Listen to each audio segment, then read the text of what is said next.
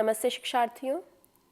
राष्ट्रीय मुक्त विद्यालयी शिक्षा संस्था की ओर से आयोजित माध्यमिक स्तर के पाठ्यक्रम में संस्कृत साहित्य विषय की कक्षा के साथ मैं doctor Nandita Arya, research associate, Sanskrit दर्शन एवं वैदिक अध्ययन विभाग, बनस्थली विद्यापीठ, आपके सामने उपस्थित हूँ। विगत कक्षा में हमने कर्णभार नाटक को पढ़ने के उपक्रम में कर्णभार के रचयिता भास के विषय में जाना। भास की 13 कृतियाँ हैं, जिनमें से कर्णभार महाभारत की कथा वस्तु को आधार बनाकर लिखा गया है। कर्णभार में व्यायोग जो रूपक भेद है उसकी स्थिति ज्ञात होती है। नाटक की तरह ये बहुत बड़ा एक नाट्य ग्रंथ नहीं है, एक अंक इसमें हुआ करता है। कर्णभार की कथा वस्तु कर्ण से संबंधित है। कर्ण महाभारत में एक पात्र के रूप में निबद्ध है, जिसे हम राधेय के पुत्र के रूप में जानते हैं, सारथी के पुत्र के रूप में जानते हैं और इसीलिए वह सूत पुत्र कहलाता है। सूर्यपुत्र कर्ण के नाम से भी हम कर्ण को जानते हैं और जब हम सूर्यपुत्र कर्ण कहते हैं तो कर्ण का संबंध कुंती से जुड़ जाता है। छोटी उम्र में कुंती के द्वारा कर्ण को जन्म दिया गया और लोक लाज के भय से उन्हें त्याग दिया गया। कुंती से जब कर्ण जन्मे तो उनके पिता सूर्य थे, इसीलिए कर्ण सूर्यपुत्र है। अभी इस बात का उल्लेख मैं इसलिए कर रही हूँ क्योंकि कर्णभार की कथा वस्तु में यह प्रसंग भी एक महत्वपूर्ण भूमिका निभाता है। कर्णभार में इंद्र जो कि भेष बदल के आते हैं, वह कर्ण से उनके कवच और कुंडल दान में मांगते हैं क्योंकि उन्हें अपने पुत्र अर्जुन की प्राण रक्षा की चिंता है। अर्जुन इंद्र के पुत्र हैं, कर्ण सूर्य के पुत्र हैं। कर्ण जब जन्मे थे तो जन्म के साथ ही ये कहा जाता है कि उनके शरीर में कवच और कुंडल थे और वह कवच और कुंडल उनके बड़े होने के साथ उनके शरीर के अंग की तरह बड़े हुए थे। कर्ण का जो कवच था उसे कोई भी अस्त्र भेद नहीं सकता था और ऐसी स्थिति अगर रहती तो महाभारत के युद्ध में कर्ण अजेय थे और पांडवों के द्वारा वह युद्ध जीता जाना मुश्किल था। अर्जुन पर और उनके प्राणों पर संकट उपस्थित हो सकता था क्योंकि कर्ण और अर्जुन में प्रतिद्वंदिता थी। इसीलिए अपने पुत्र का पक्ष लेते हुए इंद्र भेष बदल के ब्राह्मण के रूप में कर्ण के पास आते हैं और उनसे दान में वह कवच और कुंडल मांग लेते हैं। और कुंती के द्वारा भी उनसे ये वचन लिया जाता है कि वह अपने भाइयों को न मारे। इसीलिए कुंती के द्वारा कर्ण को उनके जीवन की वास्तविकता भी बताई जाती है। उन्हें इस बात से अवगत कराया जाता है कि कुंती ही उनको जन्म देने वाली उनकी माँ है। इसी कथा वस्तु को आधार बना करके प्रस्तुत नाटक भास के द्वारा लिखा गया। आइए अब अंश को पढ़ना शुरू करते हैं। कृति की पहले अंक से शुरू हो रहा है। नान्द्यन्ते ततः प्रविशति सूत्रधारः। नांदी के पश्चात सूत्रधार प्रवेश करता है। सूत्रधार पात्र के विषय में हमने विगत कक्षा में जाना था। नाट्य के सूत्र को जो धारण करता है, नाट्य के अंतर्गत होने वाले संपूर्ण कथाक्रम को जो धारण करता है, नाट्य के कुशल संचालन के लिए वह सूत्रधार कहलाता है। सूत्रधार प्रवेश करके कह रहा है, नर मृगपति वर्षमालोकन भ्रांत नारी नरदनुज सुपर्व व्रात पाताल लोकः करज कुशिल पालि भिन्न दैत्येन्द्र वक्षाः सुररिपु बलहंता श्रीधरोस्तु श्रियेवः। अन्वय है, नर मृगपति वर्षमालोकन भ्रांत नारी नरदनुज सुपर्व व्रात पाताल लोकः करज कुलिश पालि भिन्न दैत्येन्द्र वक्षाः सुररिपु बलहंता श्रीधरः वह श्रिये अस्तु। अर्थात नर मृगपति वर्षमालोकन, नर और मृगपति यानी मनुष्य और सिंह के रूप में जो है, विष्णु के नृसिंह अवतार की बात है। नर मृगपति अर्थात जिस नृसिंह के वर्षमालोकन, शरीर को देख करके, उनके स्वरूप को देख करके नारी, स्त्री, नर, पुरुष, दनुज अर्थात दानव, सुपर्व व्रात देवगण, पाताल लोकः और पाताल लोक में निवास करने वाले भी भ्रांत चकित हुए। जिस विष्णु के नृसिंह अवतार को देख करके तीनों लोग चकित हो गए। तीनों लोग स्त्री और पुरुष, पृथ्वीलोक या मर्त्यलोक के निवासी, देवता स्वर्गलोक के निवासी और पाताल लोक के निवासी। विष्णु के नृसिंह अवतार से तीनों ही लोक चकित हो गए उस अवतार के विषय में कह रहे हैं। करज कुलिश, जिसने हाथ के वज्र समान नाखूनों से पाली अग्रभाग से दैत्येंद्र वक्षाह हिरण्यकशिपु, जो दैत्यों के राजा थे, उनके वक्ष स्थल को विदीर्ण किया। इस प्रकार के वह नृसिंह विष्णु। और सुर रिपु बलहंता, सुर रिपु, सुर यानी कि देवता और रिपु शत्रु, तो देवताओं के जो शत्रु हैं अर्थात दानव, तो दानव सेना के हंता, जो नाशकारक है, विनाशक है, इस प्रकार के श्रीधरः, वह जो भगवान विष्णु है, नृसिंह अवतारधारी विष्णु, वह तुम सबकी, तुम सब कौन? यह जो नाट्य प्रयोग है इसको देखने वाले और इसको सुनने वाले तुम सभी श्रोताओं और दर्शकों के लिए श्रीये अस्तु, कल्याणकारी हो, मंगल कामना की जा रही है।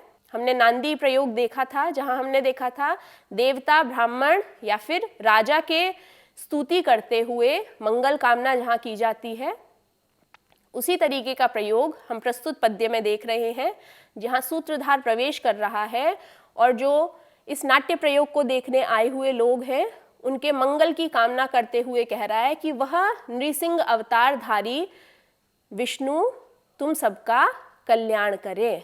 पद्य का अर्थ फिर से देखते हैं।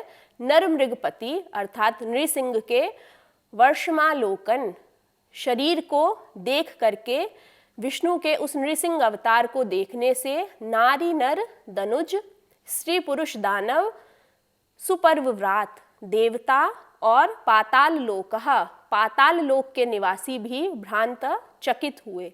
संपूर्ण लोक अचरज में पड़ गया जिस स्वरूप को देख करके। उस स्वरूपधारी विष्णु, और कैसे विष्णु? करज कुलिश, अपने वज्र के समान कठोर नाखूनों से उसके पाली अग्रभाग से भिन्न दैत्येंद्र वक्षाह, हिरण्यकशिपु के वक्ष स्थल को जिन्होंने विदीर्ण किया, इस प्रकार के नृसिंह अवतारधारी विष्णु। सुर रिपु बलहंता, दानवों की सेनाओं के नाशक श्रीधरः, वह जो नृसिंह रूप में विष्णु है, वह श्रीये अस्तु, तुम सबका कल्याण करे। इस प्रकार सूत्रधार जो है वो नृसिंह भगवान की स्तुति करते हुए सभी के मंगल की यहाँ पे प्रार्थना करता है। इसके पश्चात रंगमंच पे सूत्रधार को पीछे से कुछ शोर सुनाई देता है और उस शोर को सुनते हुए, समझने की कोशिश करते हुए उसे ज्ञात होता है कि कर्ण के विषय में निवेदन किया जा रहा है। और वह निवेदन क्या है? कहते हैं, संग्राम में तुमुले जाते कर्णाय कलितांजलि ही निवेदयति संभ्रांतो भृत्यो दुर्योधनाज्ञया। अन्वय, तुमुले संग्राम में जाते संभ्रांतः कलितांजलि ही भृत्यः दुर्योधनाज्ञया कर्णाय निवेदयति।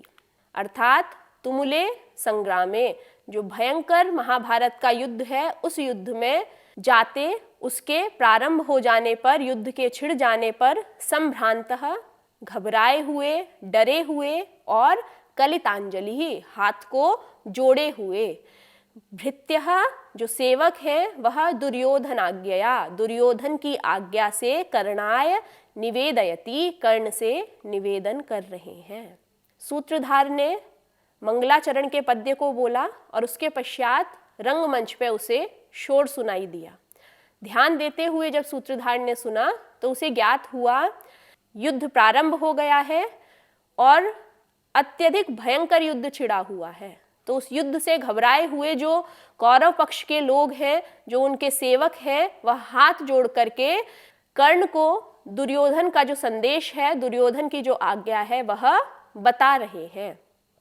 यहाँ से हम देखते हैं कि कर्णभार की मुख्य कथावस्तु प्रारंभ हो गई है और कथावस्तु का प्रारंभ हो रहा है दुर्योधन द्वारा कर्ण को भेजी गई आज्ञा के साथ में।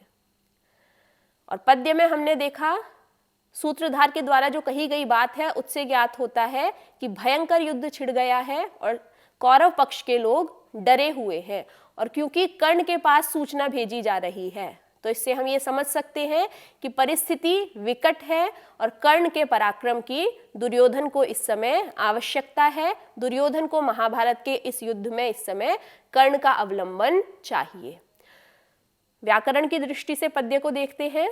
परिक्रम्य पद में परि उपसर्ग पूर्वक क्रम धातु त्वा प्रत्यय, लेकिन यहाँ पर त्वा नहीं ल्यप है। त्वा और ल्यप का प्रयोग एक ही तरह से होता है, किंतु पिछली कक्षा में भी हमने बात करी है ल्यप प्रत्यय का जब प्रयोग होगा तो धातु के आगे उपसर्ग का प्रयोग होगा। यहाँ पर हम परि उपसर्ग देख रहे हैं, इसीलिए ल्यप प्रत्यय यहाँ पर कहा जाएगा। अगर उपसर्ग नहीं होता तो त्वा की स्थिति के साथ में शब्द बनता। निवेद्यताम में नि उपसर्ग पूर्वक विद धातु है। लोट लकार प्रथम पुरुष एक वचन का रूप है। विज्ञातम वि उपसर्ग पूर्वक ज्ञा धातु और त प्रत्यय है। नपुंसकलिंग का शब्द बना है। त प्रत्यय भूतकालिक अर्थ में होता है और इसके स्त्रीलिंग, पुल्लिंग और नपुंसकलिंग तीनों ही रूप बनते हैं। निवेदयति में नी उपसर्ग पूर्वक विद धातु है।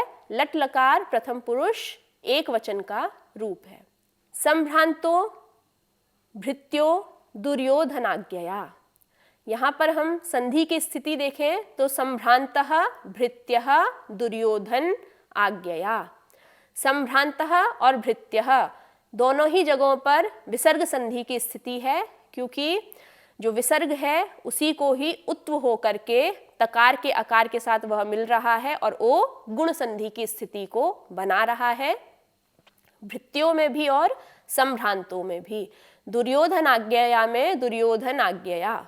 इसके पश्चात भट्ट प्रवेश करता है। भट्ट नामक जो पात्र है उसके विषय में हमने कर्णभार नाटक के पात्रों के बारे में जब जाना था तो देखा था भट्ट सूचना देने का काम कर रहा है और यहाँ पर भी भट्ट प्रवेश कर रहा है और सूचना दे रहा है कि युद्ध का समय आ गया है, इस विषय में अंगराज कर्ण को बता दो। यानी युद्ध प्रारंभ हो गया है और अब इस युद्ध में अंगराज कर्ण के प्रतिभाग का समय आ गया है, इस विषय में कर्ण को सूचित कर दो, यह भट्ट आकर के बता रहा है। यहाँ तक कर्ण का प्रवेश हम नाटक में अभी नहीं देख रहे हैं, क्योंकि नाटक का मंगलाचरण, प्रस्तावना और प्रस्तावना के बाद मुख्य कथा वस्तु शुरू होगी। मंगलाचरण देखा हमने, उसके बाद प्रस्तावना की स्थिति बन रही है। प्रस्तावना के बाद मुख्य कथा वस्तु के साथ में कर्ण का प्रवेश हम कथा वस्तु के अंतर्गत देखेंगे। आज की इस कक्षा में इतना ही। आगे के अंश को आगामी कक्षा में पढ़ेंगे। धन्यवाद।